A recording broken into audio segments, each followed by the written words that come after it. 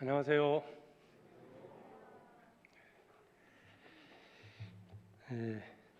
주일날 이 자리에서 오랜만에 뵙습니다. 평안하셨죠? 먼저 하나님께 기도드리겠습니다.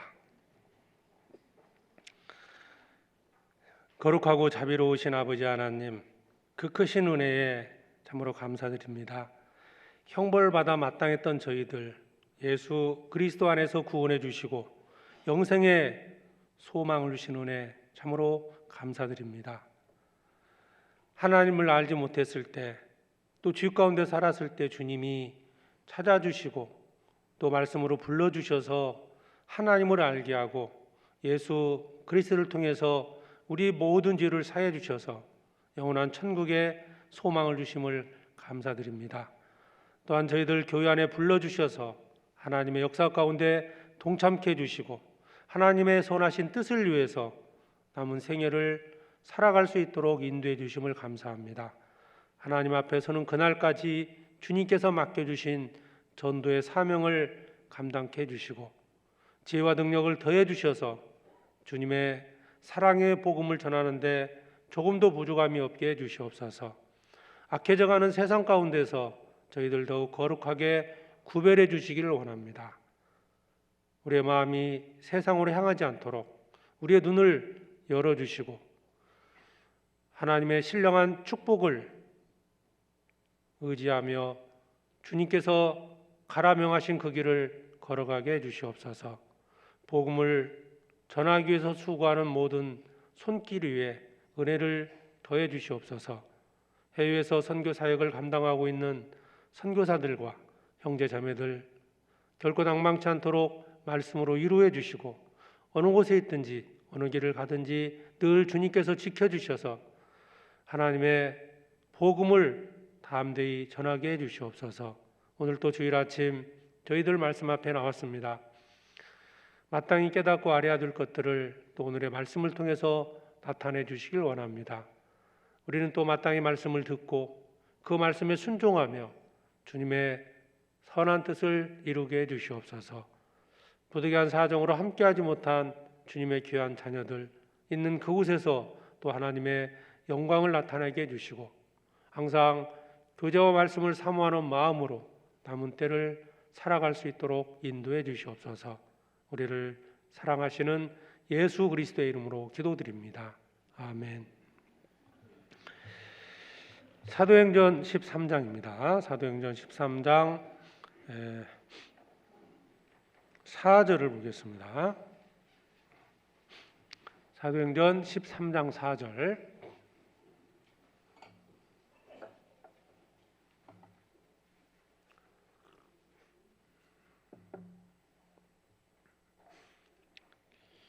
네, 209페이지 13장 4절을 제가 읽겠습니다. 두 사람이 성령의 보내심을 받아 실루기아에 내려가 거기서 배 타고 구브로에 가서 살라미에 이르러 하나님의 말씀을 유대인의 여러 회당에서 전할세 요한을 수종자로 두었더라. 한 장 넘기셔서요. 42절 43절을 보겠습니다. 42절로 43절은 같이 읽겠습니다. 저희가 나갈새 사람들이 청하되 다음 안식일에도 이 말씀을 하라 하더라.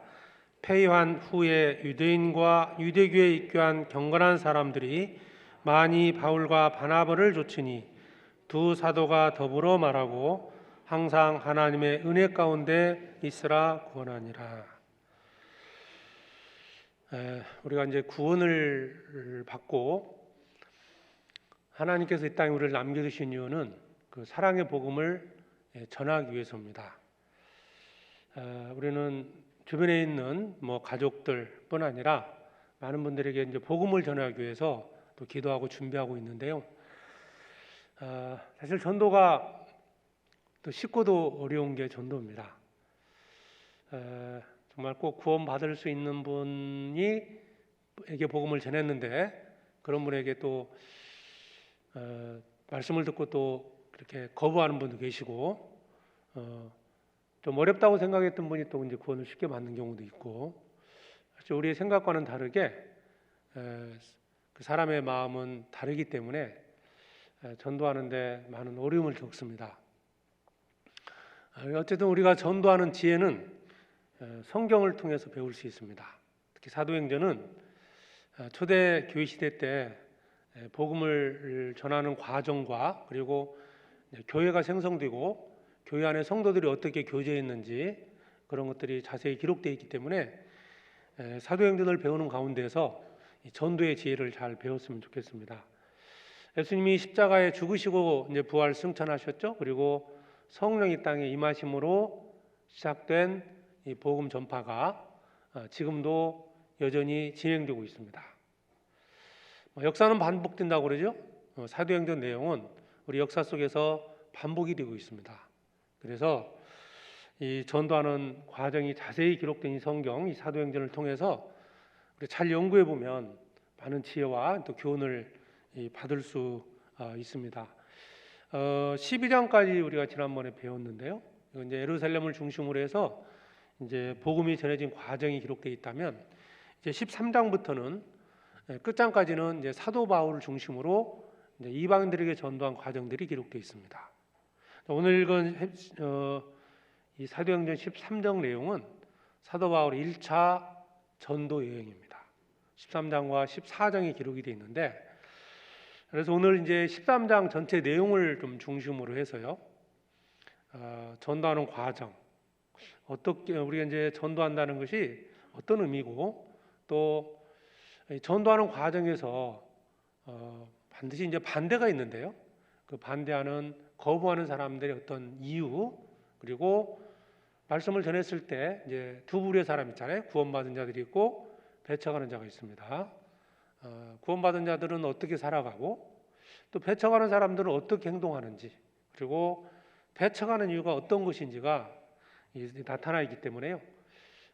특정 구절을 중심으로 설명을 드리기보다는 13장 전체 내용에서 우리에게 주시는 교훈을 좀 같이 생각해 보도록 하겠습니다. 13장 4절을 보겠습니다.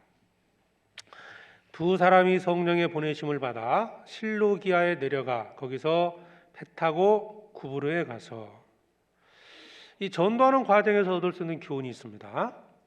이제 안디옥에서 출발을 합니다. 사도 바울이 이제 복음을 깨닫고 이제 오랜 시간 교회 안에서 훈련을 받고 이제 안디옥 교회에서 출발을 해서 1차 선교 여행이 시작이 됩니다. 이제 시작된 바로 이제 13장 4절 내용인데요. 안디옥에서 이제 실루기아라는 항구로 가서 거기서 구브로라는 섬으로 이제 배를 타고 들어가게 되는데 이제 여기에 우리가 좀 생각해야 할 말씀이 성령의 보내심을 받았다는 겁니다. 성령의 보내심을 받았다. 사도 바울 그리고 바나바 두 사람은 성령의 인도함을 따라서 선교 여행을 시작했다는 겁니다. 전도는 성령이 주관하신다는 것을 알게 하는 말씀이죠. 지금 우리도 마찬가지입니다. 우리가 구원을 받고 누구에게 전도한다 했을 때 우리는 성령의 보내심을 받고 전도를 한다는 겁니다. 그것을 잊어서는 안 됩니다. 성령께서 주관하신다는 거예요. 그러니까 때로는 내가 이제 어려운 사람도 있고 쉬운 사람도 있을 거예요. 전도하는데 좀 순적하게 말씀을 듣는 분도 계시지만 정말 강하게 반대하는 분도 있다는 거거든요. 거기서 우리가 이제 생각해야 될 부분이 성령이 보내셨다. 성령께서 나를 보내셨다는 거죠. 그러니까 내가 어렵다고 포기하고 잘 안 된다고 낙심해서는 안 된다는 거예요. 성령의 보내심을 받아서 바나바와 바울이 구브로에 들어간 겁니다. 그리고 그래서 이제 복음이 전해지는 곳마다 성령이 역사한다는 걸 믿으셔야 돼요. 내가 연약한 내가 누구에게 말씀을 전하는데 그냥 내 지혜와 내 생각으로 전하는 게 절대 아니다. 주님께서 인도하셨고 주님께서 그 영혼을 내게 붙여주셨고 나를 활용해서 성령께서 이 말씀을 전하고 있다는 거예요. 그래서 여기에 성령의 보내심을 받았다 말씀하고 있는 겁니다. 사도행전 1장에도 보면 오직 성령이 너에게 임하시면 성령 임하심으로 말미암아서 복음이 전해진다고 그랬죠. 내 증인이 되리라. 되라가 아니라 증인이 되리라. 성령이 주관하시고 성령이 이끌어 가신다는 뜻입니다. 자, 어렵지만 때로는 고난과 핍박이 있을 수는 있지만 성령께서 나를 보내셨다. 우리는 구원받고 멀리 배 타고 가는 건 아니지만 우리도 선교 활동을 하고 있는 겁니다. 가족에게 복음을 전하고 또 다른 친지들이나 아니면 주변 지인들에게 이 말씀을 전하고 있습니다. 성령께서 함께 하시고 있고 성령이 주관하신다. 성령이 역사하는 곳에서 전도할 수 있다는 것. 성령이 함께 한다는 걸 잊지 마시고요. 성령이 역사한다. 즉 성령이 떠나가지 않도록 우리가 거룩하게 자신을 준비하는 것도 필요합니다. 성령의 보내심을 받았다면 누구를 쓰시겠습니까? 순종하고 거룩한 자를 들어 쓰시는 겁니다. 죄와 구별된 삶을 살아야 되고, 물론 완벽하게 거룩한 모습으로 살지는 못합니다. 사실이 그런 거잖아요. 그러나 점점 거룩함을 쫓아가야 되고, 작년보다는 올해, 지난달보다는 이번 달이, 어제보다는 오늘 좀 더 거룩한 모습으로 점점 바뀌어갈 때 그곳에서 성령께서 역사하시고 성령께서 나를 활용해서 복음을 전한다는 겁니다. 그래서 여기서 한 가지 교훈받을 수 있는 것은 성령의 보내심을 받는다. 전도는 성령께서 주관하신다는 거고요.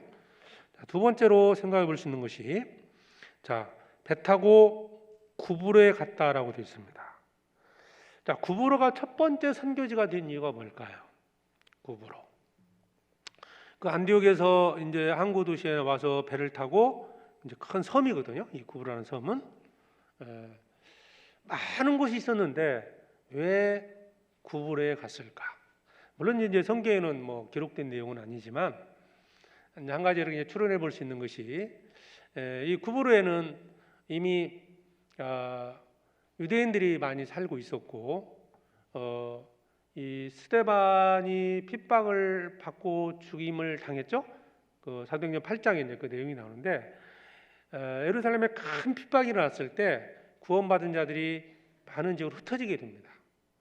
그런 과정에서 이곳에도 이제 구원받은 자들이 들어가게 됐고요. 그 다음에 유대인들이 많이 있었기 때문에 이곳에 회당이 많이 있었습니다.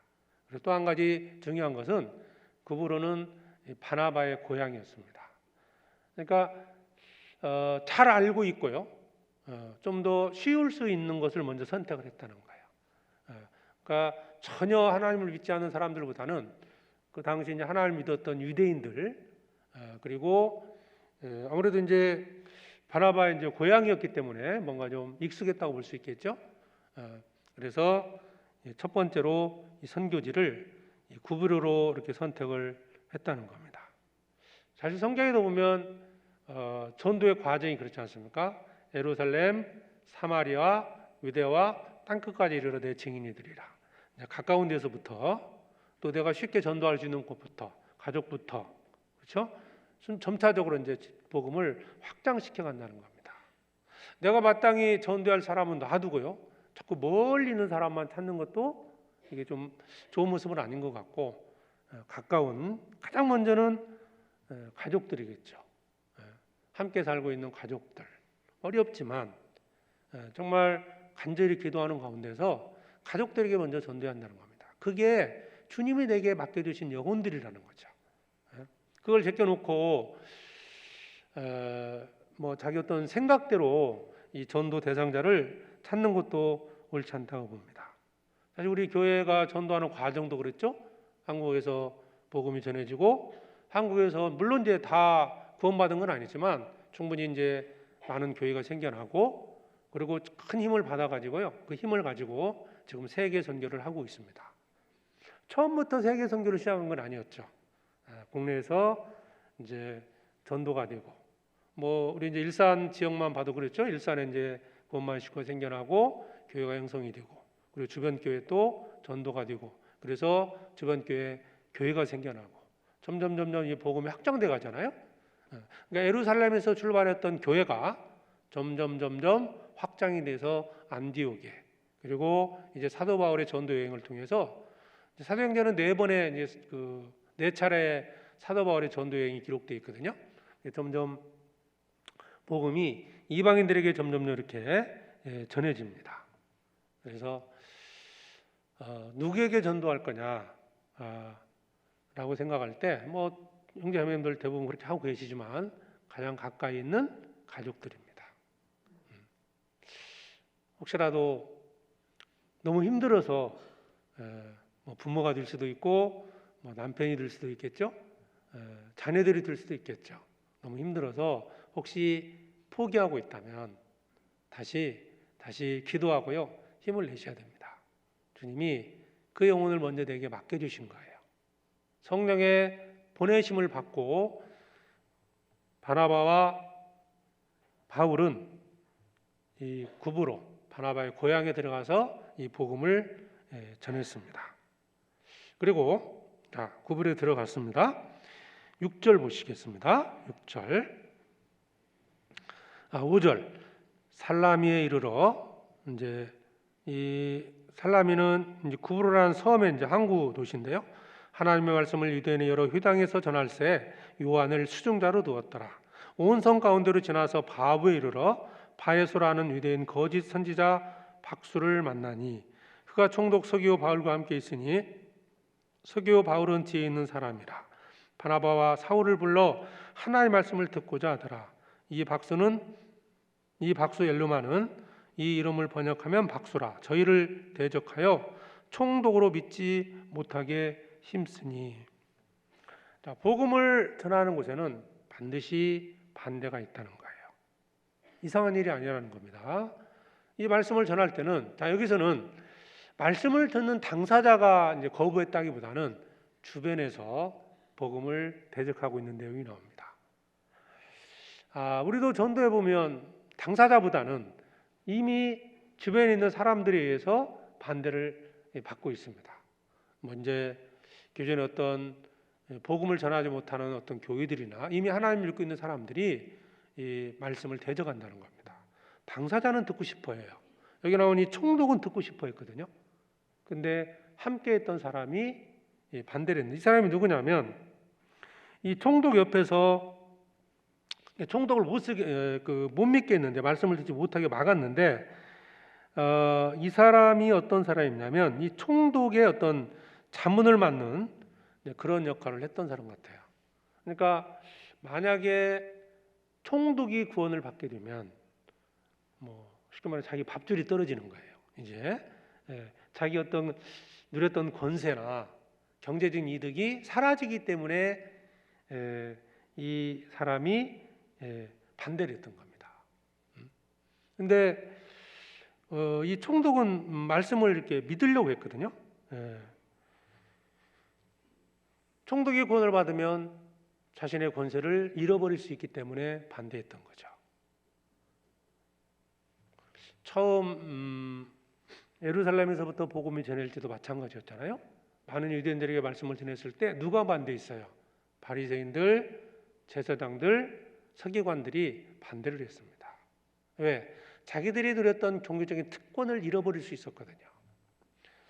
유대교 안에서 권세를 누렸던 사람들이 예수 그리스도를 믿음으로 구원을 받게 되면 자신이 누렸던 모든 것을 잃어버릴 수 있었기 때문에 반대했던 겁니다. 몰라서 반대했을까요? 알지만 반대했습니다. 알지만 왜?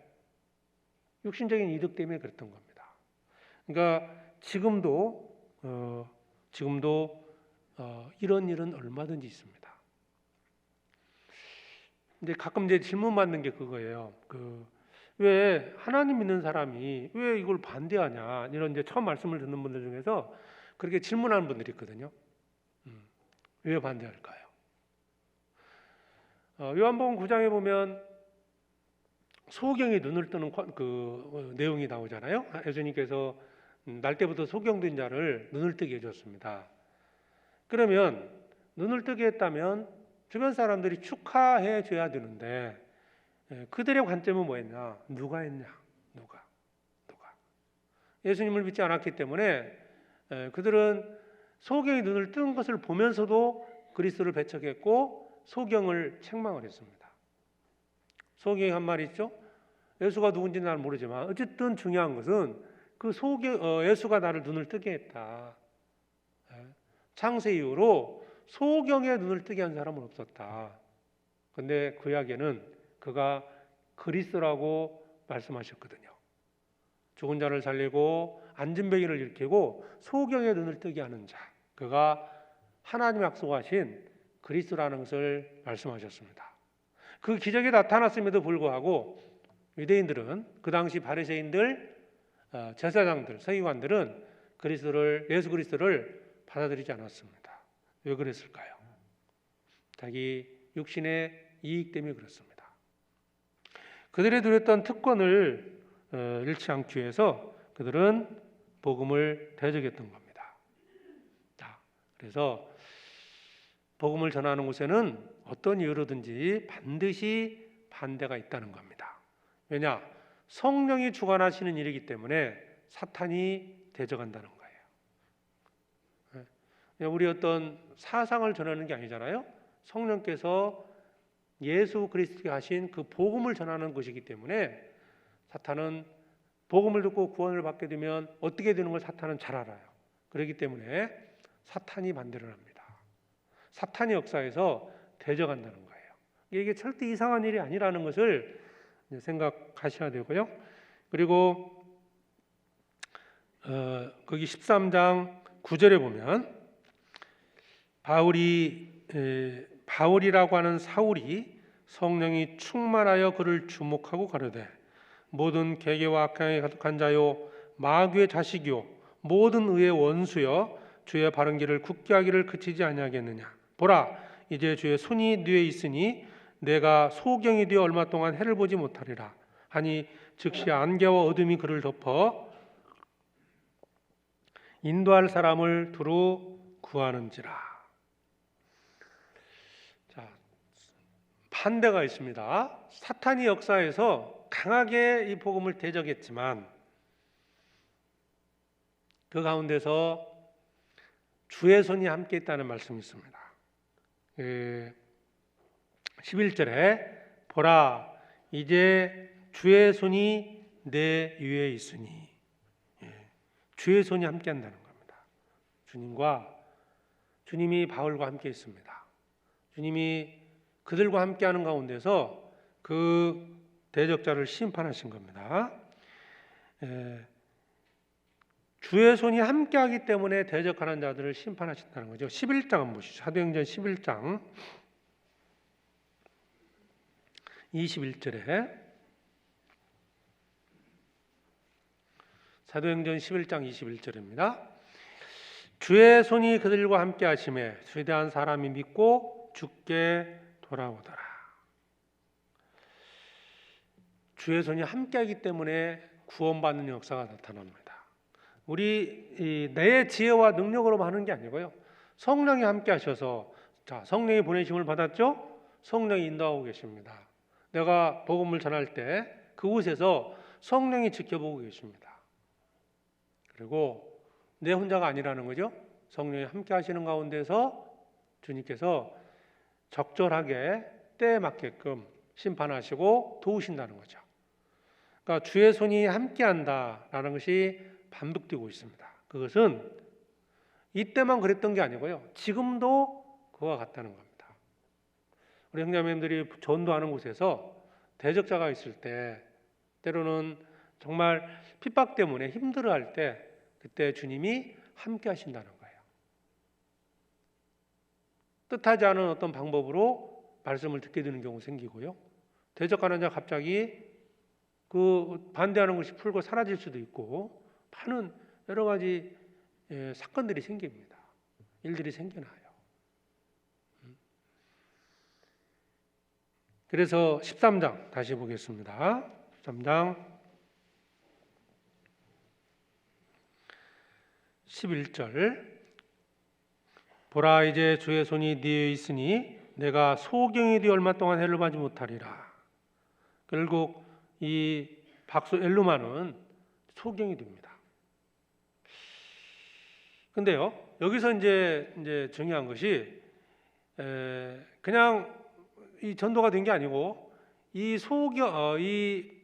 박수가 이 대적하는 자가 소경이 되고 그 모습을 보면서 이 총독이 그 모습을 직접 본 거예요. 얼마나 놀랐겠습니까? 자기가 함께했던 사람이 갑자기 소경이 된 거예요. 그래서 이 모습을 보고 12절 보겠습니다. 이에 총독이 그렇게 된 것을 보고 믿으며 주의 가르치심을 기이 여기더라. 자, 주의 손이 함께함으로써 결국 그게 이제 이 총독이 구원을 받게 된 겁니다.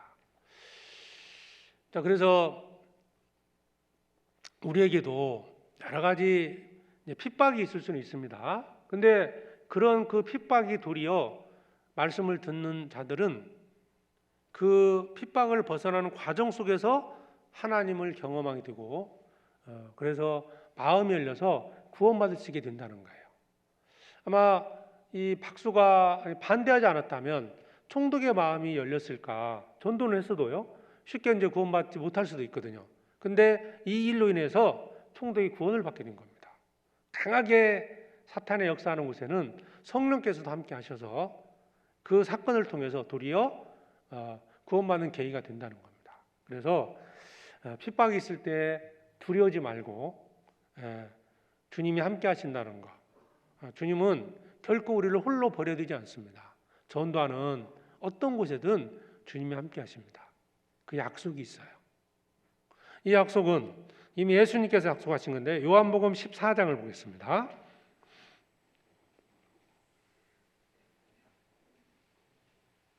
요한복음 14장 16절입니다.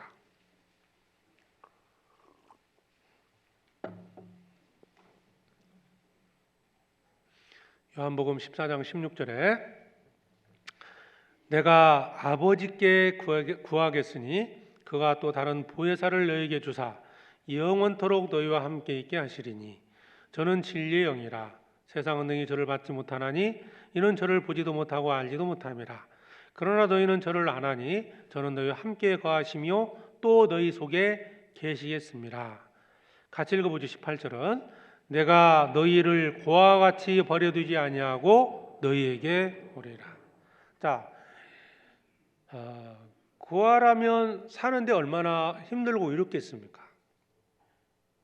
우리를 고아와 같이 버려두지 않는다. 가끔씩은 내가 외롭다, 내가 혼자인 것처럼 느낄 때도 있을 겁니다.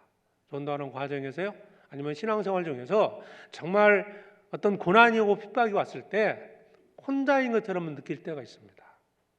그러나 결코 혼자가 아닙니다. 이 약속대로 주님은 성령을 보내주셨어요. 다른 보혜사를 너에게 주사 영원토록 너희와 함께 있게 하시리니. 영원토록입니다. 주님과 영원토록 함께하는 겁니다. 그러니까 내가 어느 곳에 있든지 성령께서는 나와 함께 하십니다. 성령께서 함께 하시기 때문에 우리가 좀 더 생각할 게 한 가지가 있습니다. 자, 나를 지켜준다는 것도 있지만 나를 보고 계신다는 거예요. 내가 가지 말아야 할 곳, 그런 곳에 가신다면 성령께서 기뻐하시겠습니까? 내가 죄 가운데 있다면, 죄를 짓고 있다면 아마 성령께서는 근심할 겁니다. 성령을 근심케 하지 말라. 주님은 나와 영원토록 함께 하신다는 약속을 했습니다. 그래서 어떤 경우에도요, 낙심하지 마시고 외롭다고 하지 마시고요. 주님이 어느 곳에 있든지 나와 함께 하신다는 걸 믿고 담대히 복음을 전하고 주님을 섬겨야 됩니다. 사람이 부모든 남편이든 아내든 항상 나와 함께 있지는 않지 않습니까? 자녀들 학교를 간다든지 또 남편이 이제 일하러 간다든지 하루에 같이 있는 시간이 많지는 않죠. 가족이 지켜주는 것은 한계가 있습니다. 부모가 자녀들을 지켜주는 것은 한계가 있어요. 그러나 주님이 함께 하십니다. 주님이 나와 함께 하시고 영원토록 함께 하시겠다는 그 약속대로 주님은 나를 지켜주시고 보호하시고 간섭하시고 집 가운데 있을 때 근심도 하십니다. 복음을 전할 때 기뻐도 하십니다. 그래서 그거 잊지 마시고요. 어려움 있을 때 더 주님을 의지하고 기도하는 가운데서 그런 핍박들, 고난들을 잘 이겨냈으면 좋겠습니다. 사도행전 13장 다시 보겠습니다.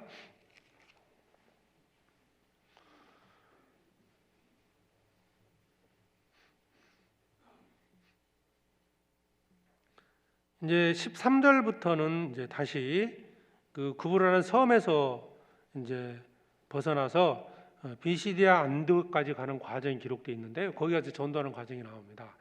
그러니까 이제 정리해 보면 전도는 성령의 보내심을 통해서 이루어지는 것이고 성령의 주관이죠. 성령께서 인도하신다는 것이고 그리고 가장 가까운 곳에서부터 전도하는 것이고 그리고 반드시 반대가 있다는 것. 그 과정에서 성령이 역사하셔서 그 복음을 깨닫게 해주신다는 거예요. 이 짧은 내용이지만 이것은 반복이 되고 있습니다. 지금 우리에게도 적용이 되는 겁니다. 나는 주님이 보내신 선교사라는 걸 잊지 마시고요. 직장에 전도하는 직장 다닌다면 직장에 많은 분들이 계시잖아요. 나는 직장에 선교사로 왔다. 선교사로. 내가 결혼을 했어요. 시댁에 들어갔다면 또 선교사로 되게 왔다.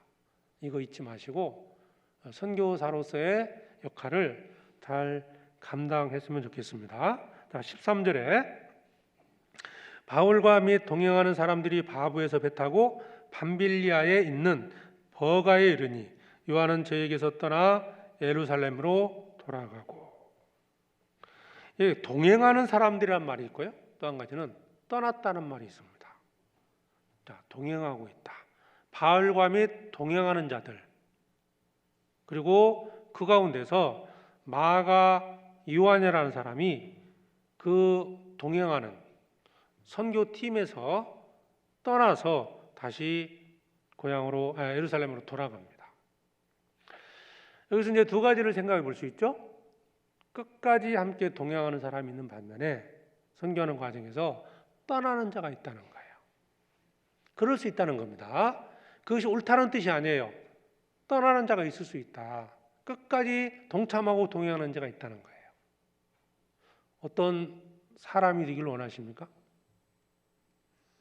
동행한다. 복음을 전하는 곳에서 지금은 이제 교회 함께 동행하면서 끝까지 복음을 전하는 형제 자매들도 있는 반면에 이 동행하는 곳에서 떠나는 자도 있다는 거예요. 이 떠났다고 되어 있는데 다른 표현으로 보면 자리를 내주고 떠나갔다는 뜻입니다. 그냥 전혀 흔적 없이 사라졌다 그런 의미가 아니고요.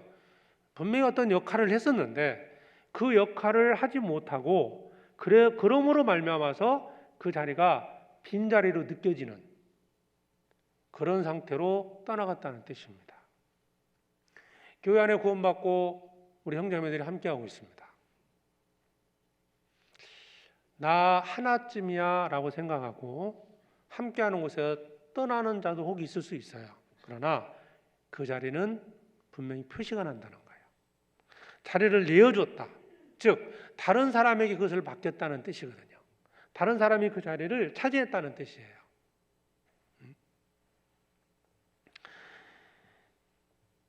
이 어떤 이유로 이 마가 요한이 떠났는지는 기록되어 있지 않습니다.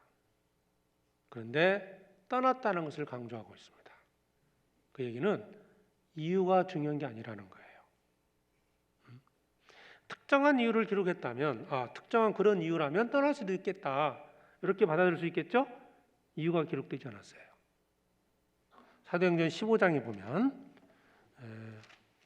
한번 보시죠. 15장 36절에 보면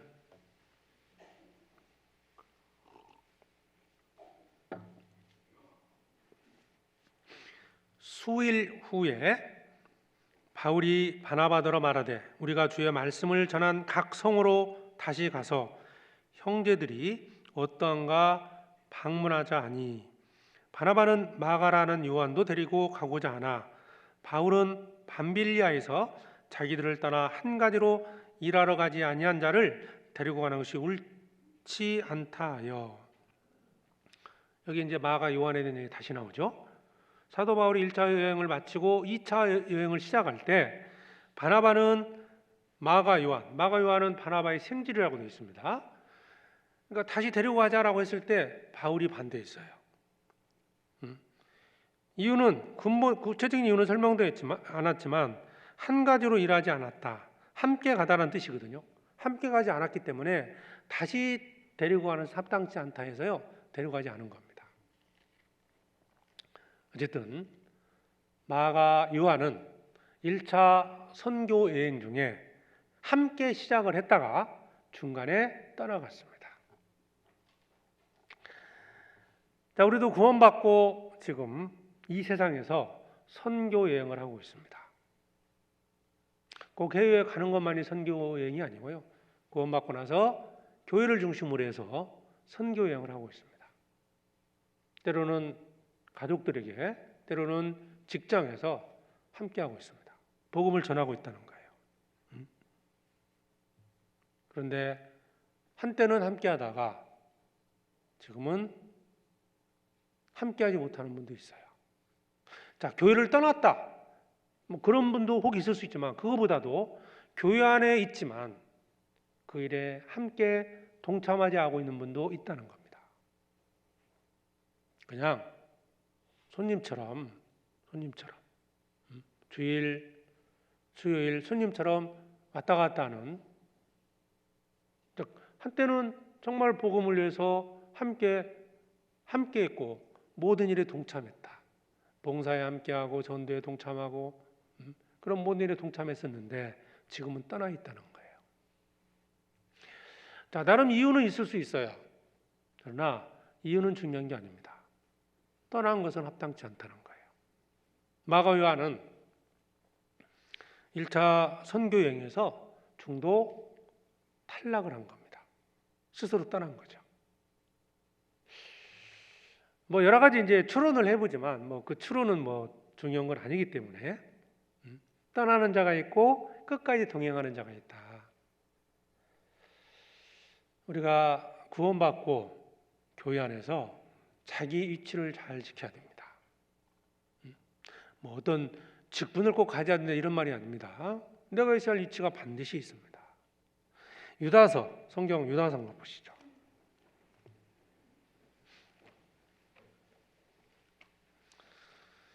요한계시록 앞에 유다서 1장 6절입니다.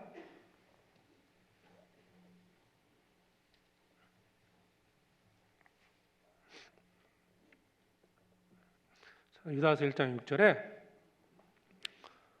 또 자기 주의를 지키지 아니하고 자기 처소를 떠난 천사들을 큰 날의 심판까지 영원한 결박으로 흑암에 가두셨으며 자기 죄를 지키지 아니하고, 이게 누굽니까? 사탄에 대한 얘기죠. 사탄이 자기 위치를 지키지 않고 벗어났어요. 그게 사탄입니다. 천사가 하나님을 섬기는 자로서 천사가 자기 지위를 떠났습니다. 자기 위치를 떠난 거예요. 자기 지위를 지키지 않은 겁니다. 그래서 사탄이 돼서 하나님을 대적하고 있습니다. 자, 우리도 구원받고 교회 안에서 어떤 위치가 있습니다. 함께하는 겁니다. 전도를 혼자 할 수 있는 게 아니죠. 구원받고 한 몸이 돼서 점점점 수가 늘어나면서 함께 동행하는 가운데서 복음을 전하고 있습니다.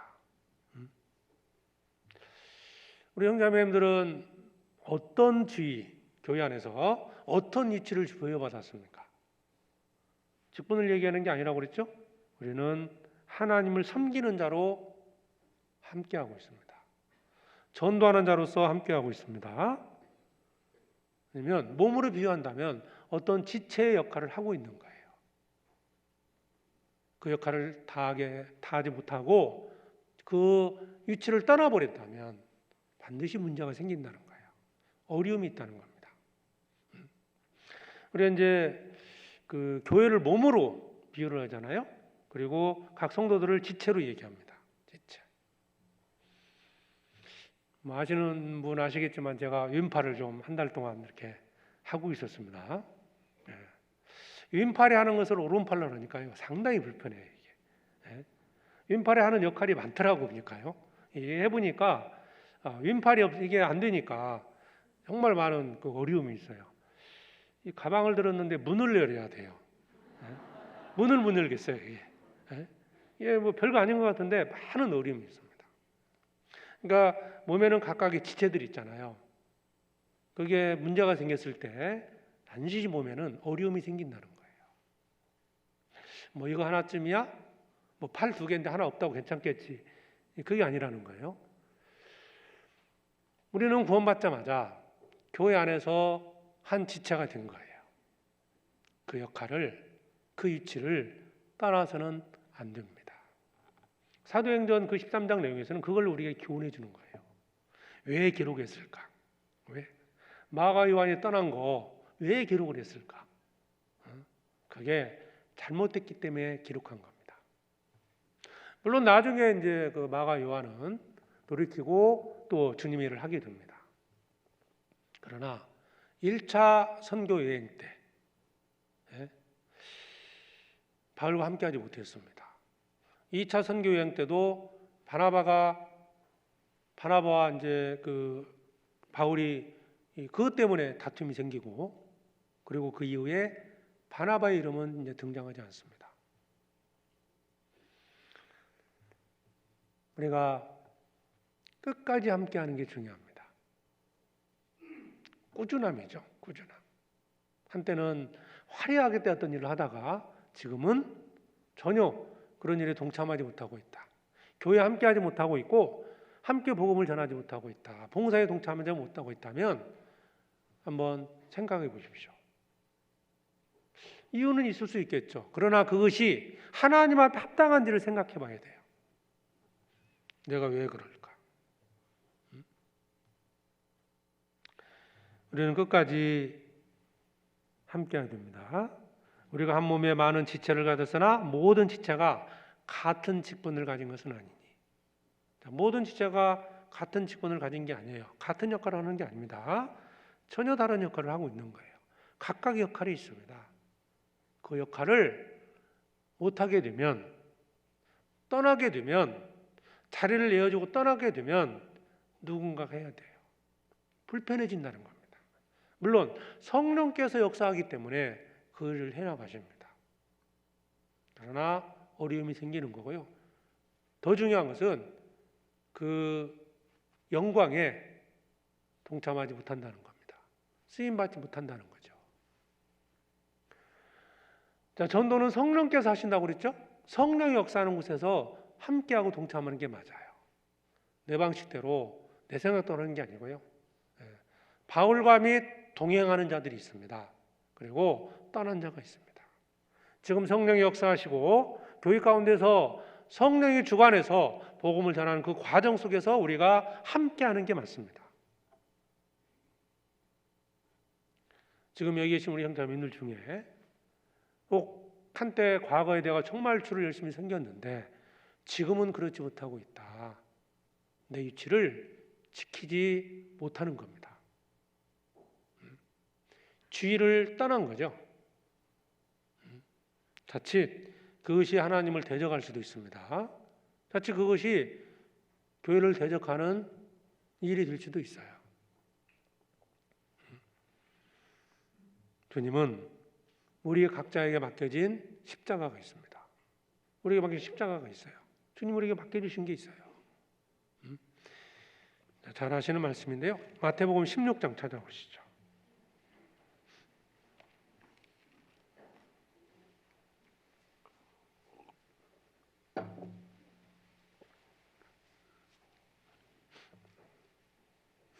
마태복음 16장 24절.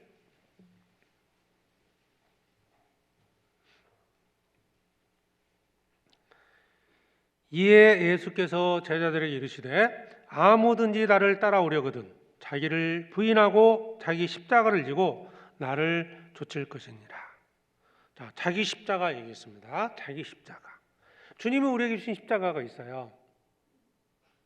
그 십자가를 버리고 가면 누군가가 그 십자가를 지고 가야 돼요.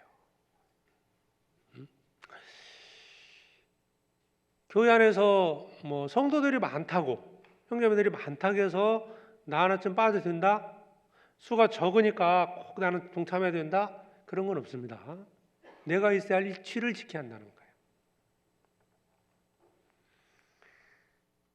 고난 때문에, 핍박 때문에, 어떤 이유 때문에 자기 십자가를 버리고 십자가를 지지 않고 가고 있다면 그건 하나님 앞에 합당치 못한 모습이에요. 이 십자가를 누가 주신 거죠? 주님 주신 겁니다. 예수님이 짊어질 십자가가 있었습니다. 예수님이 십자가 짊어지기 전에, 죽으시기 전에 기도하셨잖아요. 너무너무 고통스럽다는 걸 알기 때문에 할 수만 있다면 십자가 지지 않았으면 좋겠다. 그러나 아버지 원대로 하옵소서. 주님의 뜻대로 십자가를 짊어지셨기 때문에, 십자가에 죽으셨기 때문에 우리가 구원을 받았잖아요.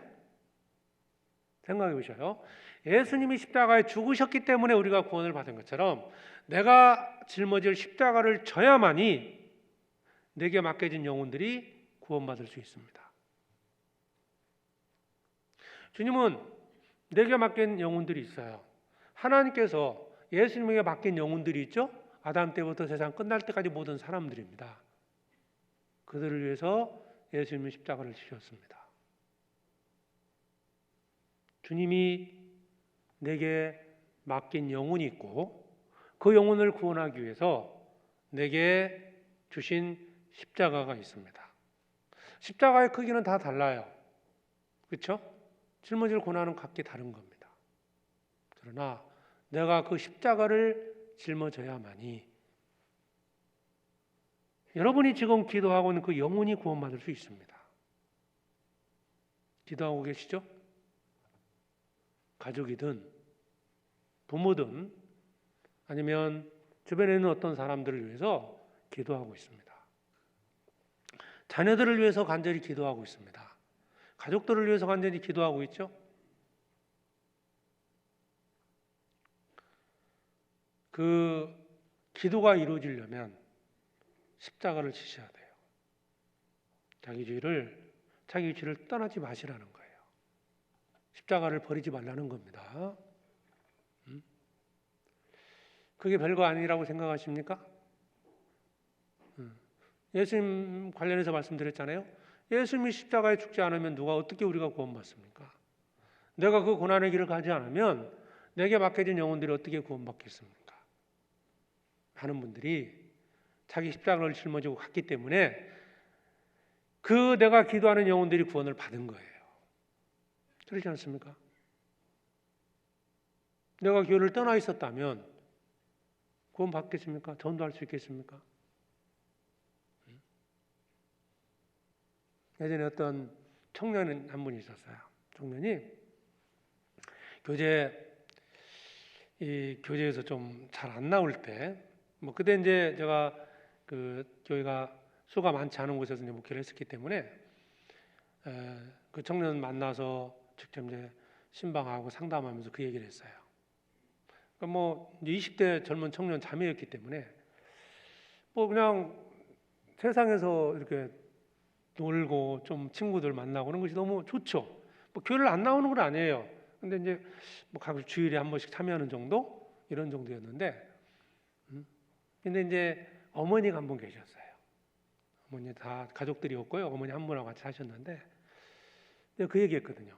지금 자매님이 함께하지 않으면 정말 구원받은 자라면 돌아온다 언젠가는. 근데 어머니가 돌아가신 난 이후에 돌아오면 어떡할 거냐. 지금 있어야 할 곳에 있어야만이 어머니가 구원받을 수 있다. 자매님이 짊어져야 할 십자가, 그걸 짊어져야만이 어머니가 구원받을 수 있다. 그 얘기했거든요. 다행히도 그 말을 듣고 이제 회복을 해서 이제 어머니 이제 구원을 받게 됐는데요. 뭐 가끔 그런 생각이 납니다. 구원 받으면 언젠가는 돌아올 수 있어요. 마가 요한이 뭔가 돌이키고 돌아왔습니다. 그런데 그에게 맡겨졌던 영혼들, 그 영혼들은 아마 그 기간 동안 결국 구원받지 못하고 죽을 수도 있잖아요. 내가 세상에서 방황하는 그 시간에 내가 있어야 할 곳에 있어야 되는데 그렇지 않고 그 자리를 떠나서 세상 가운데 있을 때 마음이 교회와 주님 앞에 멀어졌을 때 그때 내게 맡겨진 영혼들 어떻게 할 겁니까? 떠나는 것은 합당치 않은 겁니다. 자기 십자가를 지고 가야 됩니다. 누가복음 9장입니다.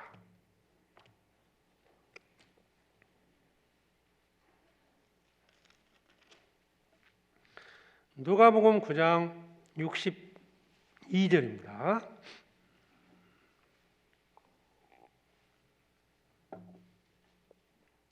누가복음 9장 62절에 예수께서 이르시되 손에 쟁기를 잡고 뒤를 돌아보는 자는 하나님의 나라에 합당치 아니하니라 하시니라.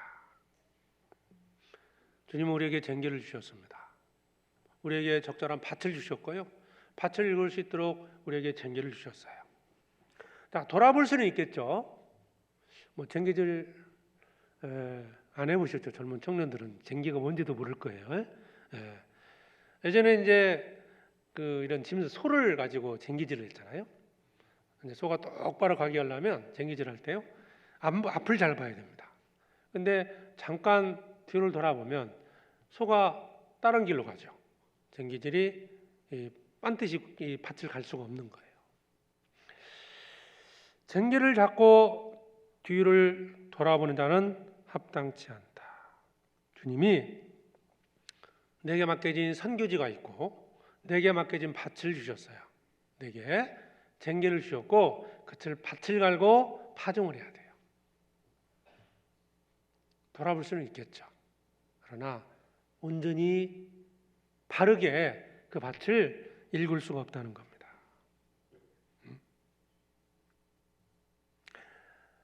십자가를 버리고 세상으로 가는 이유, 쟁기를 잡고 뒤를 돌아보는 이유는 있을 수 있습니다. 그러나 주님 앞에 합당치 않다. 이걸 기억하셔야 됩니다. 우리는 그 이유를 너무 크게 생각해요. 나는 나름대로 이유가 있어요. 그러나 나에게 이유가 될지 모르지만 과연 그것이 하나님 보시기에 합당하겠느냐. 우리는 주님 앞에 서는 날이 반드시 찾아옵니다. 그리스도의 심판 앞에 서게 됩니다.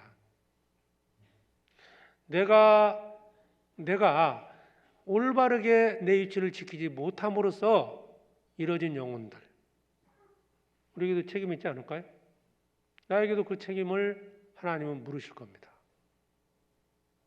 그 영혼들을 주님은 나보다 더 사랑하십니다.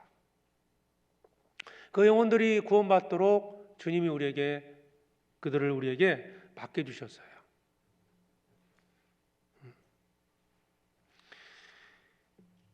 왜 십자가를 버렸을까요? 왜 어떤 사람은 쟁기 버리고 나가요? 뒤를 돌아보는 정도가 아니라 쟁기 팽개치고 세상으로 갑니다. 대만은 이 세상을 사랑하여 나를 버리고 데살로니가로 갔고, 이유가 설명되어 있어요. 대만은 뭐 때문에요?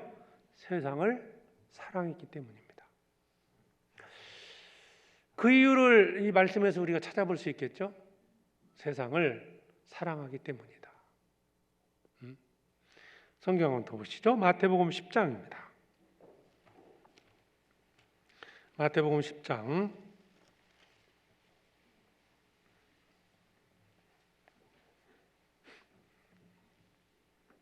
37절입니다.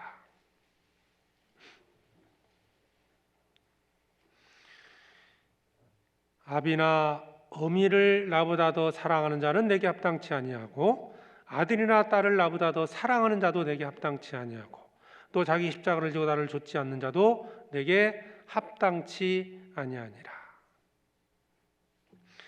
자, 이유를 여기서 찾을 수 있습니다. 아비 나오미를 나보다 더 사랑하기 때문이다. 세상을 더 사랑하기 때문입니다. 더란 말이 붙어 있어요. 더. 그죠? 교회도 사랑합니다. 주님도 사랑해요. 근데 세상을 더 사랑하는 거예요. 그렇기 때문에 떠나는 겁니다. 더. 술집에 들어갔어요. 왜 들어갔을까요? 술이 있어서 마셨을까요? 술을 마시고 싶어서 마셨을까요? 술집을 탓할 게 아닙니다. 술을 탓할 게 아니죠. 내가 그것을 더 사랑하는 마음이 있기 때문에 행동하는 겁니다. 세상을 더 사랑하기 때문에 그런 거죠. 구원받은 자들이 세상을 더 사랑하면, 주님보다 세상을 더 사랑하면 세상으로 갑니다. 사랑이 없다고요? 주님을 향한 사랑? 있어요. 내가 주님을 사랑하는 마음조차 없다면 구원받지 않은 거죠. 주님도 사랑하는데 세상을 더 사랑합니다. 더 사랑한 쪽으로 가지 않겠습니까? 더?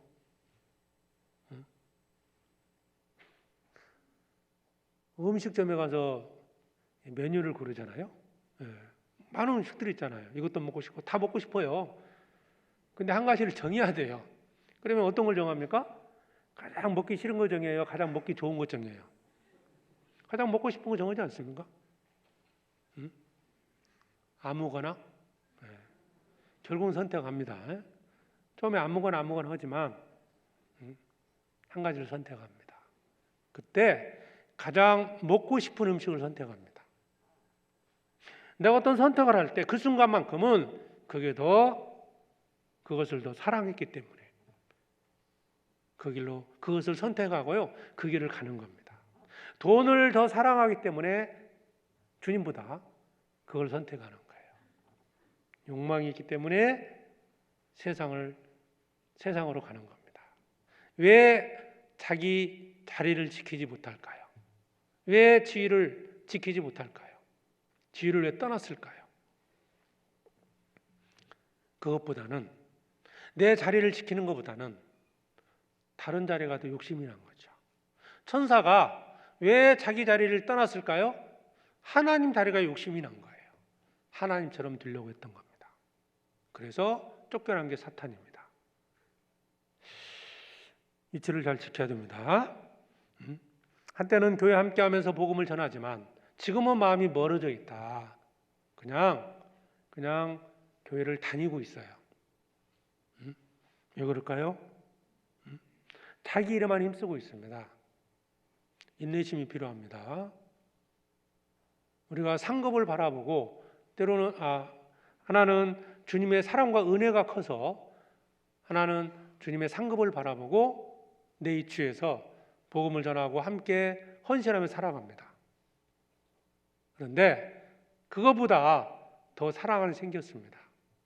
먼 훗날 천국에 주어지는 상급보다는 눈앞에 보여지는 그 영광을 더 사랑하기 때문에 세상을 사랑하기 때문에 자기 위치를 떠나게 합니다. 자기의 위치를 떠나는 것은 자기에게 맡겨진 영혼을 포기하는 겁니다. 자기 지위를 떠나는 것은 주님이 되게 주신 영혼을 버리는 것과 같습니다. 우리는 끝까지 함께해야 됩니다. 동행해야 된다. 사도행전 13장입니다.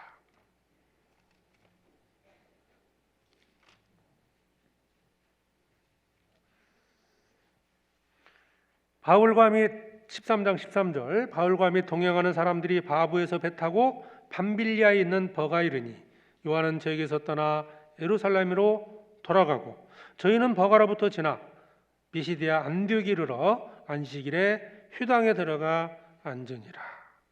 자, 마가 요한은 떠났지만 바울은 비시디아 안디옥의 휴당에서 이제 설교를 합니다. 복음을 전하기 시작하는 거예요. 17절부터 41절까지 내용이 사도 바울의 설교문입니다.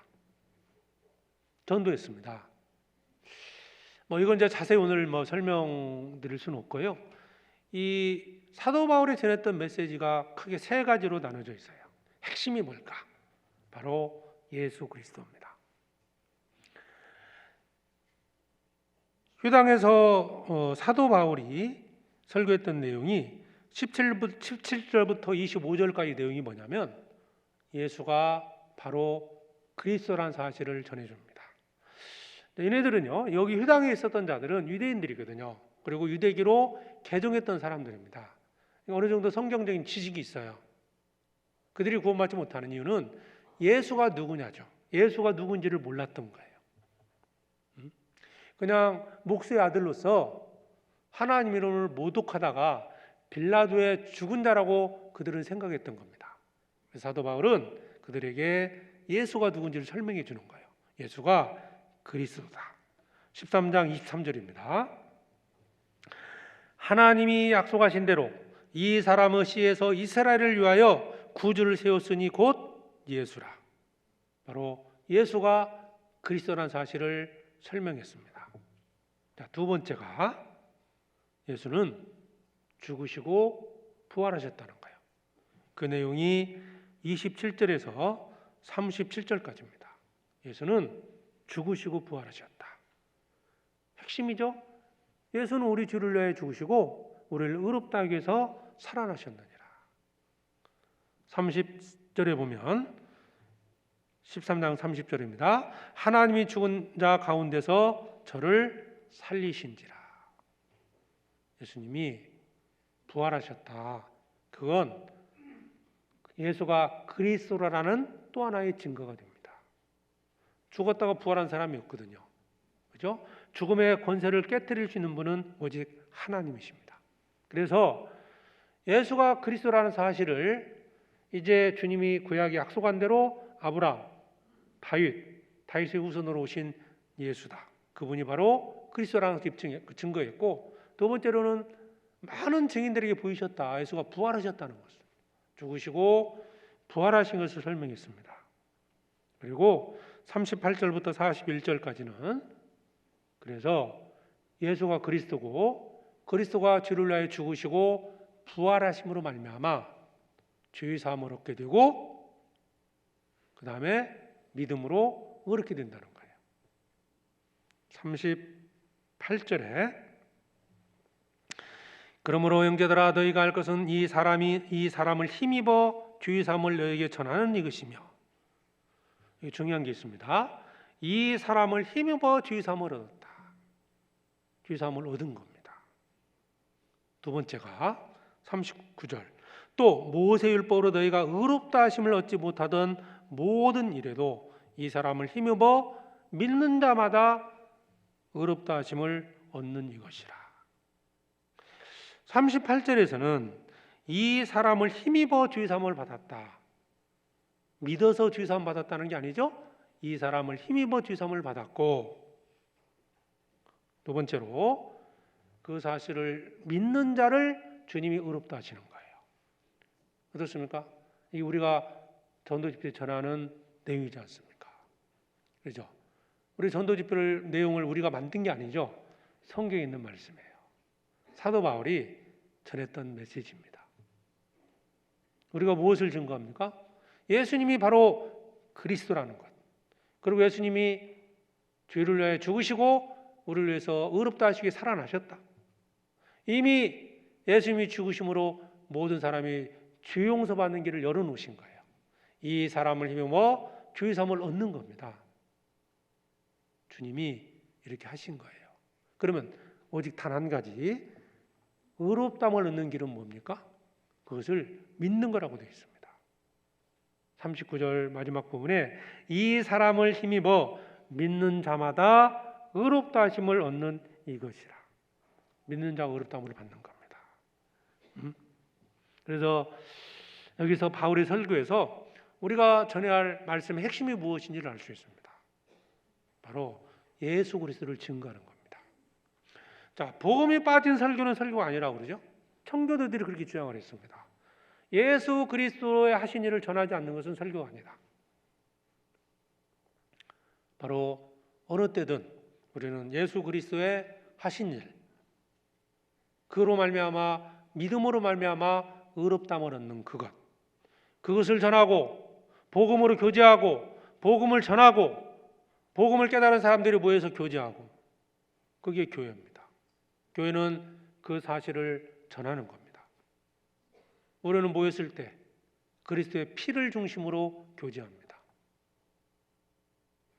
그게 아니라면 그건 온전한 교제가 될 수가 없을 겁니다.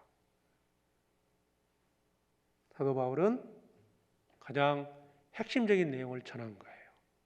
자, 전했습니다. 복음을 전했습니다. 두 부류의 사람이 나타납니다. 과거도 그랬고 지금도 그래요. 첫 번째는 믿는 자입니다. 두 번째는 믿지 않는 자겠죠. 거기서 42절부터 52절까지는 복음을 전해 들은 사람들의 두 부류의 특징이 나타나 있습니다. 자, 먼저 48절 보겠습니다. 13장 48절에 이방인들이 듣고 기뻐하여 하나님의 말씀을 찬송하며 영생을 주시기로 작정진 자는 다 믿더라. 그 말씀을 듣고 구원받은 자가 생겨납니다. 그리고 45절, 유대인들이 그 무리를 보고 시기가 가득하여 바울의 말한 것을 변박하고 비방하는 자가 생겨납니다. 그 사도 바울이 얼마나 잘 전했겠습니까? 예? 그럼에도 불구하고 믿는 자가 있고 반대하는 자가 생겨난다는 거예요. 그러면 여기서 이제 오늘 우리가 좀 더 교훈받을 수 있는 게 있어요. 변박하는 자는 왜 반대했고, 그리고 그들은 어떤 행동을 했는지, 그리고 받아들인 자는 왜 받아들였고, 그리고 그들이 어떤 행동을 했는지를 찾아볼 수 있습니다. 먼저 45절 내용 보시죠.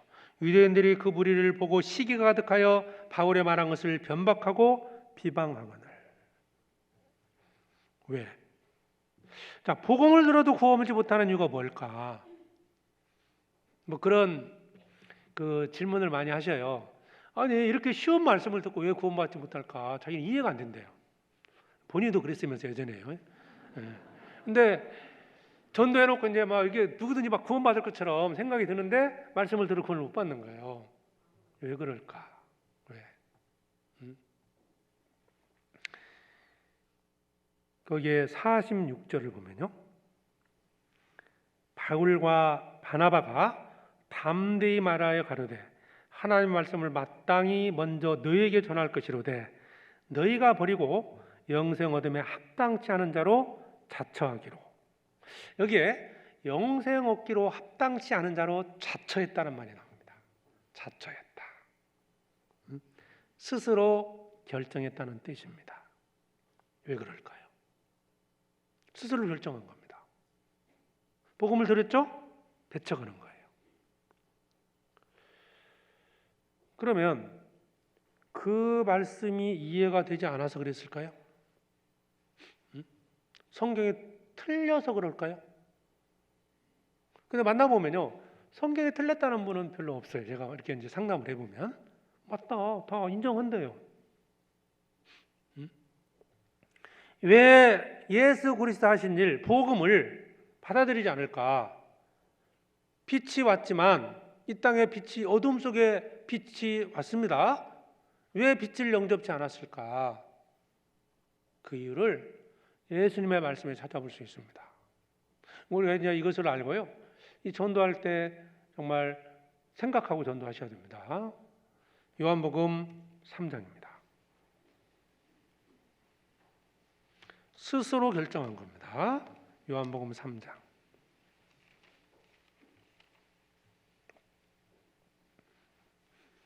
19절입니다.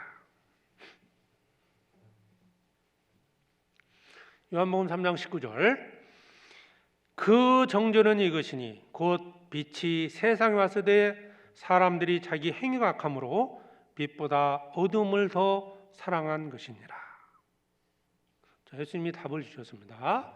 빛보다 어두움을 더 사랑했습니다.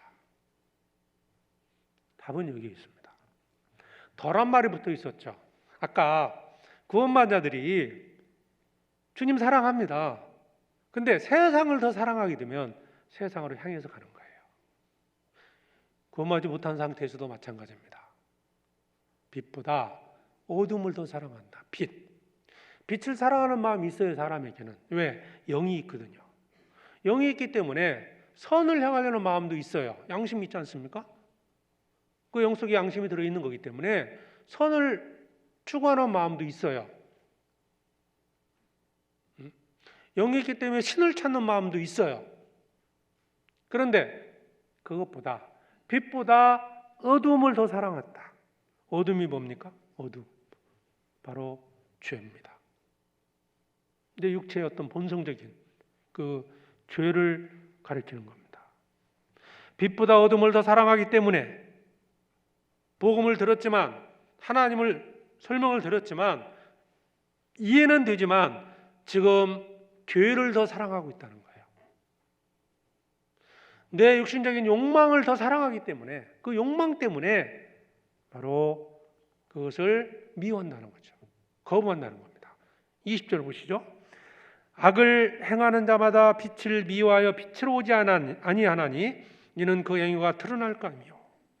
악을 행하는 자마다 빛을 미워한다. 죄를 사랑하는 겁니다. 죄를 짓는 정도가 아니에요. 사랑한다는 거예요. 어둠을 더 사랑하기 때문에, 죄를 더 사랑하기 때문에, 악을 더 사랑하기 때문에 그 욕망, 육신적인 욕망을 더 사랑하기 때문에 복음을 배척합니다. 빛을 미워합니다. 빛보다 어둠을 더 사랑하기 때문입니다. 빛을 미워한다는 거예요. 왜? 죄를 더 사랑하기 때문에. 답은 그겁니다. 몰라서가 아닙니다. 구원받지 못한 자들이 생각해야 할 게 있어요. 자기도 자기를 모를 수 있습니다. 내가 죄를 더 사랑하고 있다는 것. 죄 그러니까요, 뭐 살인하고 뭐 간음하고 도대체 이것만 생각하는데 그게 아닙니다. 물론 그것도 있죠. 거기에 빠져들고 살면요, 자기 행위가 드러날까봐 빛으로 못 나옵니다. 그런데 그게 아닐지라도 그저 이 세상에서 어떤 자기 그 욕망을 얻고자 하는 마음, 아니면 자기 생각, 자기 고집, 이걸 버리기가 싫은 거예요. 창세기로 가보면 가인과 아벨 제사를 드렸습니다. 왜 가인이 아벨을 죽였을까요? 이유 아시죠? 하나님께서 자기 제사를 받지 않은 거예요. 그러면 가인이 선이 무엇인지 몰라서 아벨을 쳐 죽였을까요? 가인이 선이 무엇인지를 몰라서, 올바른 제사가 무엇인지를 몰라서 짐승을 잡아 제사를 드린 게 아니고 땅의 소산물로 제사를 드렸을까요? 창세기 4장을 보시죠.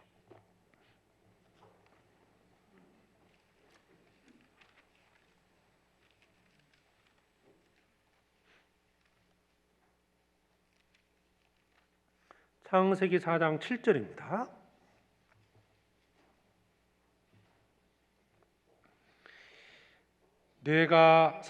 창세기 4장 7절에 내가 선을 행하면 어찌 낯을 들지 못하겠느냐.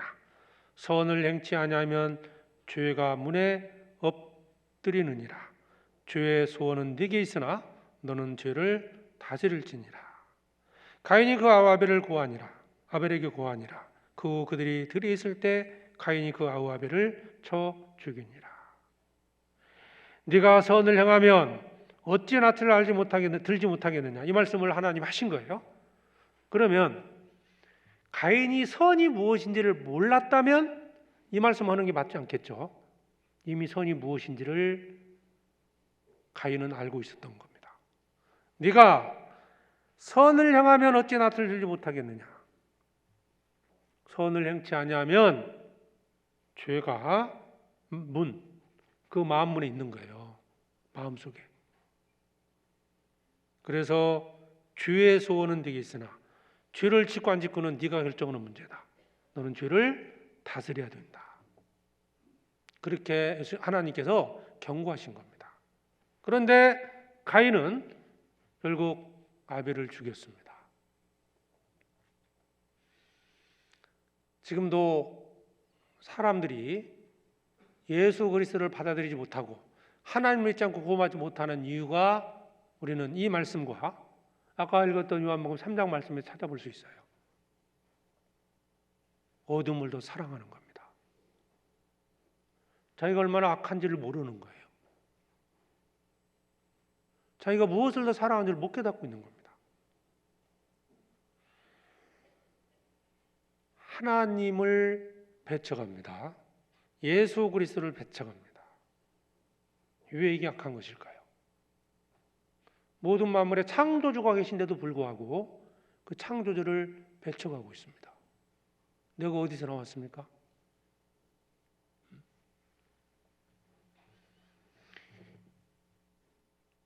죄의 소원은 네가 있으나 아까 영생 얻기로 합당치 않은 자로 자처했다 그랬죠?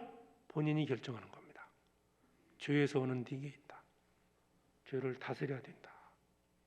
사람은 선을 행할 수 있는 마음도 있고 악을 행할 수 있는 마음도 있어요.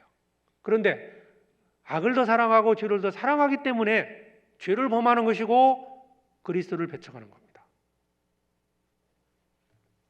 우리는 그걸 생각하면서 전도를 해야 됩니다. 물론 말씀을 잘 못 깨닫는 것, 잘 이해하지 못한 부분도 있을 수 있어요. 더 들려주는 것도 필요하지만 어떤 경우에는 정말 악을 사랑하는 마음이 큰 거예요. 죄짓기를 더 원하는 마음이 큰 겁니다. 그래서 사도행전 13장 다시 보시죠.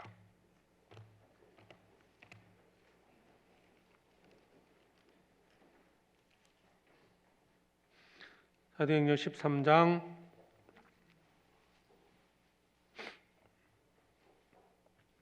46절에 끝부분에 영생 얻음에 합당치 않은 자로 자처하기로 그들이 스스로 결정한 겁니다.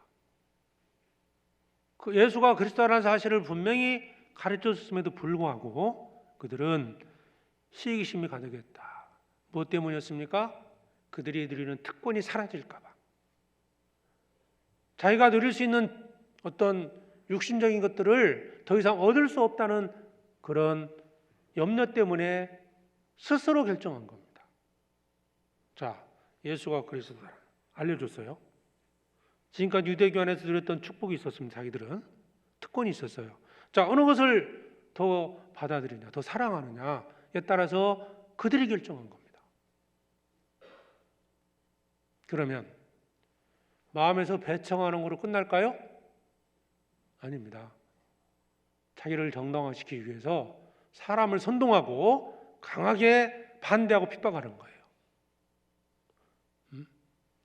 그래서 50절에 보면 거기 50절입니다. 이에 유대인들이 경건한 귀부인들과 그 성내 유력자들을 선동하여 바울과 바나바를 핍박케 하여 그 지경에 쫓아내니 선동을 합니다. 그래야 나름대로 정당성을 자기는 찾는다고 생각하는 거예요. 전도하는데요, 막 강하게 반대하는 사람 있죠. 핍박하는 분. 물론 이유가 여러 가지 있을 수 있지만 사실은 악하기 때문에 그런 겁니다.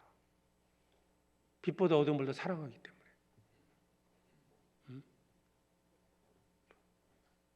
그래서 자기의 어떤 스스로 합리화시켜가고 정당성을 찾기 위한 것이라고 볼 수도 있어요. 빛을 미워하는 사람은 죄를 사랑하는 사람입니다. 죄를 짓기 원하는 마음 때문에 복음을 믿지 않고 구원받지 못하는 겁니다. 그게 큰 거예요. 자기 생각, 자기가 가지고 있는 고정관념, 이런 것들을 놓기가 싫은 거예요. 내가 평생 동안 어떤 것을 주장하고 살았는데 들어보니까 이게 맞는 것 같아요. 근데 평생 이렇게 내가 고집을 했기 때문에 이거 놓기가 싫은 거예요. 결국 사람은 죽으면 하나님 앞에 서게 됩니다. 설명을 잘 해주셔야 돼요. 반드시 진리가 무엇이냐가 중요한 겁니다. 내 생각이 무엇이냐가 중요한 게 아니잖아요. 사실이 무엇이냐, 진리가 무엇이냐, 그 진리 앞에 자신을 굴복시켜야 됩니다. 그래서 믿지 않는 자들은 시기심이 생기고, 그래서 선동하고, 그래서 강하게 핍박을 합니다. 그리고 이게 이제 믿지 않는 자들의 특징이죠. 자, 원인이 뭐였어요? 죄를 어둠을 더 사랑하기 때문에 그렇다. 그리고 그들은 선동해서 강하게 핍박을, 행동을 한다는 거죠. 마음에서 그 복음을 받아들이지 않으면 받아들이지 않는 걸로 끝나는 게 아니고요. 그 믿음을 근거로 해서, 믿지 않는 그걸 근거로 해서 나름대로 행동을 한다는 거예요. 그냥 배척하는 사람이 아무 말 안고 있는 게 아니에요. 핍박을 한다니까요, 반드시. 그러면 믿는 자는 어떻게 할까요? 거기 48절에 이방인들이 듣고 기뻐하여 하나님 말씀을 찬송하며 영생을 주시기로 작정된 자는 다 믿더라. 그러면 이 말씀을 또 한 가지 설명을 드려야 할 건데, 이게 이제 오해하는 말씀이기도 하거든요. 영생을 주시기로 작정된 자는 다 믿더라. 뭐 예정론처럼 이렇게 이제 받아들이는 분도 있는데요. 그게 아니고, 이게 위에 읽던 48절 말씀을 연결해서 읽어야 돼요. 그러니까 영생을 얻음에 합당치 않은 자로 자천자가 결국 구원을 받지 못하지 않습니까? 그러면 영생을 얻음에 합당한 자로 자처하는 자가 구원을 받는 거예요. 그럼 누구 결정이죠? 영생 얻음에 합당치 않은 자로 자처하는 자는 누굽니까? 빛보다 어둠을 더 사랑하는 자입니다. 그럼 어떤 자가 구원받아요? 어둠보다는 빛을 사랑하는 자입니다. 영적인 문제에 더 관심이 있고, 영혼이 있잖아요. 신을 찾는 마음이 있지 않습니까? 진리를 추구하는 마음이 있는 거예요. 죄는 짓고 살았지만 죄에 대한 어떤 양심의 가책을 느끼면서 뭔가 내가 아직 깨닫지는 못했지만 뭔가를 추구했던, 진리를 추구했던 사람, 이 사람은 빛을 더 사랑하는 자입니다. 그들이 구원을 받는 거예요. 영생 얻음에 합당한 자로 자처한 자가 복음 들으면 깨닫게 되어 있습니다. 구원을 받게 됩니다. 그러니까 이 말씀을 이해하기 위해서 베드로전서를 한번 찾아보시죠.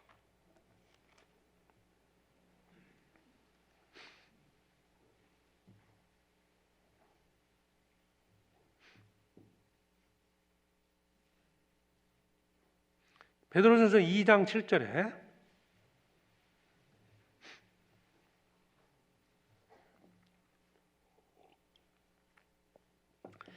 그러므로 믿는 너희에게는 보배이나 믿지 아니하는 자에게는 건축자들의 버린 그 돌이 모퉁이의 머릿돌이 되고, 자, 예수님은 믿는 자에게는 머릿돌이 되는 겁니다. 머릿돌.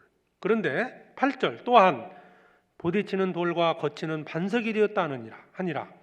저희가 말씀을 순종치 아니함으로 넘어지나니 이는 저희를 이렇게 정하신 것이라. 정했다는 말이 나오죠? 하나님께서 넘어지는 자를 정했을까요? 그 말이 아닙니다. 이것도 말씀을 순종치 아니함으로, 그러니까 넘어지는 자를 정한 것이 아니라 믿지 않는 자는 넘어지도록 정했다는 거예요. 믿지 않기 때문에 먼저 자기가 선택하는 거죠. 믿지 않는 자는. 그래서 순종치 아니함으로 넘어집니다. 순종치 아니하는 자는 넘어지도록 정한 겁니다. 순종치 않도록 정한 게 아닙니다. 순종이냐 불순종이냐 여부는 본인이 결정하는 겁니다. 빛보다 어둠을 더 사랑하는 자는 넘어지게 됩니다. 어둠보다 빛을 더 사랑하는 자는 그게 하나의 머릿돌, 구원의 돌이 되는 거예요. 자, 그래서 13장 내용 이제 이해하셨죠? 13장 영생을 주시기로 작정된 자 다 믿는 겁니다. 그래서 믿는 자가, 믿지 않는 자는 어떻게 했다고요? 선동을 해서 그냥 믿지 않는 걸로 끝난 게 아니고 막 핍박을 하는 것처럼 이게 믿어졌어요. 구원을 받았어요. 구원받으면 끝날까요? 믿어졌는데 여기에 특징이 나타납니다. 어떤 특징이 있느냐? 13장 42절입니다. 13장 42절, 사도행전 13장 42절에 저희가 나갈새, 41절까지가 사도 바울의 설교였습니다. 예수가 누군지를 설명해 줬고 믿음으로 의롭다함을 받는다라고 얘기를 했습니다. 저희가 나갈새 사람들이 청하되 다음 안식일에도 이 말씀을 하라 하더라. 첫 번째 특징이 뭡니까? 말씀을 듣고자 있어요. 구원받은 자들이 다음 주에도 와서 말씀 전해달라. 왜 그랬을까요? 그 복음의 말씀을 본인도 듣고 싶었지만 또 한 가지는 다른 사람에게 전하고 싶었던 거예요. 그래서 44절에 보면 그 다음 안식일에는 온 성이 거의 다 하나님 말씀을 듣고자 하여 모이니 많은 사람들 데리고 온 거예요. 그럼 구원받은 사람이 첫 번째 특징이 뭡니까? 시켜서 그런 게 아닙니다. 이것은 복음 듣고 다 깨달으니까 이들의 특징이 뭐였어요? 반응이 그 복음의 말씀을 또 듣고 싶어 했고 그 다음 전도하고자 했던 겁니다. 그러니까 구원받은 사람은 특징이 있죠. 말씀 사모하고 전도하려는 마음이 생기는 거예요. 이게 만들어진 게 아니에요. 그냥 우리가 만든 게 아닙니다. 신앙생활 할 때 말씀을 사모해야 됩니다. 교제 잘해야 됩니다. 이런 말을 계속 이제 전하지 않습니까? 이건 초대교회 시대 때 이미 구원받은 자들이 자연스럽게 나타난 특징 중에 하나입니다. 구원받으면 말씀을 듣고 싶은 거예요. 물론 성경 내용 다른 것도 배우고 싶지만 복음의 내용, 다음 안식일에도 와서 전해달라 그렇죠? 이 다음 안식일에도 이 말씀을 하라 그랬잖아요. 이 말씀을 하라. 예수가 그리스도고 그리스도가 죽으시고 부활하셨고 그로 말미암아 죄 사함을 얻고 믿음으로 의롭다함을 얻는다. 이게 핵심이지 않습니까? 이 말씀을 듣고 싶어 했던 거예요. 그러니까 구원받은 사람의 특징이 뭐예요? 복음을 듣고 또 들어도 은혜가 되고 감사가 되는 거예요. 구원받지 못한 사람의 특징이 뭐예요? 또 하냐? 그러죠. 또 하냐? 다르다니까요. 못하게 하지 않습니까? 유대인들은 못하게 합니다. 그런데 구원받은 자들은 다음 안식일에도 이 말씀을 하라 요청한 겁니다. 말씀 듣고 싶어 하죠. 전도하고 싶어 하죠. 그리고 43절 폐위한 후에 유대인과 유대교에 입교한 경건한 사람들이 많이 바울과 바나바를 좇으니 그 두 사도가 더불어 말하고 항상 하나님 은혜 가운데 있으라 권하니라. 설교가 끝났어요. 그 다음에 그냥 안녕히 가세요 한 게 아니에요. 바울과 바나바를 쫓아서 또 이 얘기를 한 거예요. 이게 교제지 않습니까? 교제. 우리 말씀 듣고 그냥 가요. 점심 먹고 교제하고 가요. 네? 교제하고 싶은 마음이 생기는 거예요, 서로. 그러니까 이게 아주 구원받은 자들이 나타난 자연스러운 특징이라는 겁니다. 그래서 많은 사람들이 믿고 바울과 바나바를 좇으니 두 사도가 더불어 말하고 더불어 바울과 바나바를 쫓은 것이 교제 아닙니까? 사귑. 바울과 바나바는 거기 출신이 아니지 않습니까? 어디서 와가지고 말씀을 전해서 회당에서 모여가지고 그러니까 정말 놀라운 사실을 전해줬잖아요. 그들이 그토록 찾았던 기다렸던 그리스도가 오신 거예요. 예수님 바로 그리스도였고 자기들은 그리스도를 배척했는데 예수를 배척했는데 배척한 예수가 조상들이 그 당시에 그들이 죽였던 예수가 그리스도라는 사실을 깨달은 거예요. 얼마나 놀랐겠습니까? 그분을 힘입어서 의롭다함을 얻는다. 죄사함 받고 구원받는다. 천국 간다. 얼마나 기뻤겠습니까? 또 듣고 싶은 거예요. 그리고 깨닫지 못한 사람들 또 전하고 싶었던 거예요. 다음 주에도 와라. 다음 주에도. 그리고 교제하고 싶었던 겁니다. 많은 것들을 물었겠죠. 교제했습니다.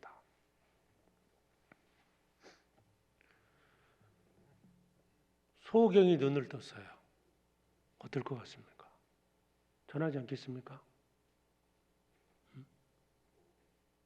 요한복음 4장에 보면 죄 많은 사마리아 여인이 예수가 그리스도라는 것을 깨달았습니다. 즉각 동네에 들어갔습니다. 수치심 때문에. 그렇죠. 정말 부정한 여인으로 낙인시켜서 동네에서 그 여인들을 함께하지 못했던 그 여인이 수치심, 자존심 다 버리고 즉각 동네에 들어가서 와 보라! 전했지 않습니까? 그리스도를 만났다. 그리스도를 만나게 되면, 나의 구세주를 보게 되면, 믿게 되면 전하지 않습니까? 이게 자연스러운 거죠. 그래서 이 구원받은 자들이 말씀을 사모했고, 그 다음에 전도했고, 교제했습니다. 그리고 그들에게 사도 바울과 바나바가 명령한 것이 한 가지가 있습니다. 44절 끝부분입니다. 두 사도가 더불어 말하고 항상 하나님의 은혜 가운데 있으라 권하니라. 항상 하나님의 은혜 가운데 있으라. 권고했습니다. 항상 하나님 은혜 가운데 있는 방법이 뭘까요? 여기 이렇게 이제 딱 이렇게 한 말씀으로 이렇게 명령을 했지만 사실 설명이지 않았겠습니까? 자, 주님의 은혜, 하나님이 사람에게 주시는 가장 큰 은혜가 뭐겠습니까? 육신의 축복입니까? 가장 큰 은혜는 구원의 선물입니다. 우리는 하나님의 은혜로 구원을 받았어요. 내가 물질적인 축복이든 건강의 축복이든 어떤 축복, 그 모든 축복도 하나님의 은혜입니다. 그런데 그 모든 걸 다 받았다 할지라도 구원받지 못하면 무슨 소용이 있겠습니까? 우리는 믿음으로 구원을 받았습니다. 고린도서 6장에도 보면 하나님의 은혜, 하나님의 은혜를 헛되이 받지 말라. 구원의 은혜, 구원의 선물, 이보다 큰 은혜가 어디 있습니까? 그러면 이 구원의 은혜가 전해지는 곳이 어디입니까? 교회입니다. 교회 가운데 거라는 뜻이에요. 항상 하나님의 은혜 가운데 있으라 권하니. 복음이 전해진 교회에 거하는 것이 은혜 가운데 거하는 겁니다. 물고기 잡는 어부는 어느 장소가 물고기가 잘 잡히는지를 알아요. 그렇죠? 낚시꾼들은 뭐 포인트가 어딘지 안다고 그러잖아요. 자, 농부는 어떤 땅이 농사 짓기에 적합한 땅인지를 잘 알 겁니다. 산에 버섯 캐러 다니는 사람도 이 버섯이 어디에 있는지를 잘 알아요. 그렇죠? 물고기 없는 곳에만 금을 내리면 물고기 잡겠습니까? 하나님 은혜가 가장 잘 임하는 곳이 어디입니까? 교회입니다. 아시죠? 말씀을 배우고 성도들과 교제하고 전도할 수 있고 이게 교회예요. 그래서 오늘 이 나머지 시간 말씀을 다 드릴 수는 없지만 우리 잘 알고 있지 않습니까? 교회 안에 뿌리를 받고 사셔야 됩니다. 그게 하나님의 은혜 가운데 거하는 겁니다. 너희가 그 은혜를 인하여 믿음으로 말미암아 구원을 얻었나니 이것이 너희에게서 난 것이 아니요 하나님의 선물이라. 너희가 그 은혜를 인하여 은혜. 주님의 은혜가 임하는 것이 교회입니다. 자, 그래서 교회에 거하고 교회와 끝까지 동행하자는 거예요. 교회를 떠났던 마가 요한처럼 그렇게 되지 말고 끝까지 동행하라는 겁니다. 끝까지. 그곳에서 하나님 은혜를 얻을 수 있습니다. 말씀을 통해서 우리는 형제자매의 교제 간증을 통해서 큰 은혜를 얻게 됩니다. 어떤 형제자매의 간증을 듣는 가운데 신앙의 다짐을 하는 분도 생겨납니다. 나도 저렇게 살아야 되겠구나. 말씀을 듣는 가운데서 저렇게 해야 되겠구나. 그러므로 말미암아 하나님의 축복을 얻게 됩니다. 그게 하나님의 은혜입니다. 그래서 오늘 이제 제목으로 이제 사실 전한 것이 하나님의 은혜 가운데 있으라. 구원받은 자들의 특징입니다. 이게 구원받지 못한 자는 그걸로 끝나는 게 아니에요. 선동해서 사람들을 선동해서 핍박하는 것처럼 구원받은 자들은 교회 안에 함께 거하면서 말씀을 사모하고 교제하고 전도하고 살아갑니다. 그게 지속적으로 하나님의 은혜 가운데 거하는 겁니다. 그래서 교회 가운데 역사하시는 성령의 가르침을 통해서 가르침을 받고 또 동일한 목적으로 소망 가운데 살아가는 형제자매들과 교제를 통해서 또 하나님의 은혜를 얻고 전도한 일에 동참하면서 또 하나님의 은혜를 경험해야 됩니다. 즉 동참할 때 다른 사람의 전도하는 분도 구원받게 되지만 내가 기도하는 영혼도 구원받게 된다는 사실을 기억해야 됩니다. 그래서 하나님의 은혜 가운데 거하면서 주님 오실 때까지요 교회 안에서 함께하길 바랍니다. 기도하겠습니다. 하나님 아버지 감사합니다. 오늘 주일 아침 저희들 말씀으로 또 교훈해 주심을 감사드립니다. 구원받고 지금까지 주님이 지켜주신 것처럼 남은 생에도 주님이 함께해 주시고 인도해 주셔서 주님의 은혜 가운데 또 주님의 뜻 가운데 살아가게 해 주시옵소서. 교회 안에 함께하고 교회 모든 일에 함께하는 가운데 하나님의 은혜를 경험하고 우리에게 맡겨진 그 이뤄진 영혼들에게 복음을 전하게 해 주시옵소서. 내가 짊어진 십자가를 통해서 내게 맡겨진 영혼들에게 복음을 전하게 해 주시옵소서. 한 영혼도 이루어지지 아니하고 모두가 구원받을 때까지 함께하며 헌신하고 봉사하며 살게 해 주시옵소서. 여러 가지 일로 인하여 또 고통 속에 있는 형제자매들이 있습니다. 주님께서 말씀으로 위로해 주시고 주님의 능력의 손길로 붙잡아 주셔서 그 의로운 손으로 붙잡아 주셔서 건강 회복시켜 주시고 그 고난에서 벗어나게 해 주셔서 더욱 하나님을 기쁘시게 섬기게 해 주시옵소서. 모든 형제자매들 가정마다 합당한 은혜를 더해 주시고 필요한 것들로 채워 주시옵소서. 우리를 사랑하시는 예수 그리스도의 이름으로 기도드립니다. 아멘.